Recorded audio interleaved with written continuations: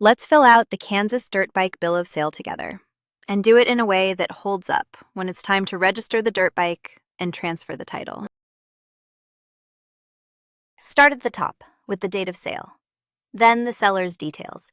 In our example, that's Anna Baker with her address, phone, and email.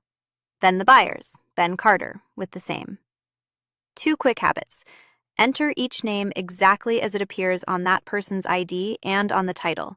A nickname or a typo can stall the transfer later.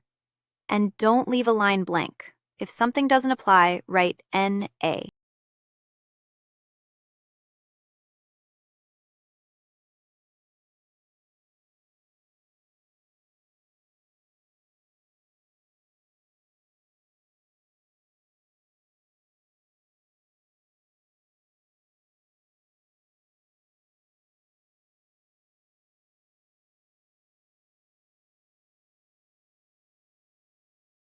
Next, describe the dirt bike, the make and model, the year, and the color.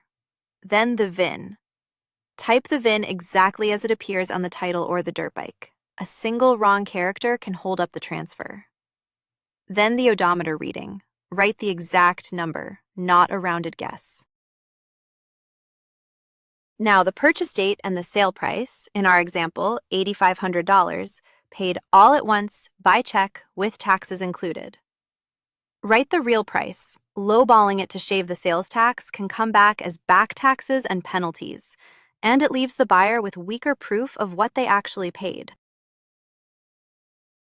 Now the signatures. The seller and the buyer each print their name, sign, and date. This form also has witness lines and a notary block.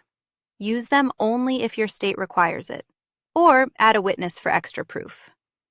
Then make 2 copies. Each side keeps a signed one. So you want to sell or buy a dirt bike, and you need to make sure your bill of sale is done right. Let's walk through what's required, step by step. First, you will need a bill of sale for this transaction, so make sure you have that document ready to go. When it comes to signatures, all persons listed must sign, and the document needs to be signed by both the seller and the buyer. So everyone involved needs to put pen to paper. For the title, you will need an assignment of the certificate of title to transfer ownership properly.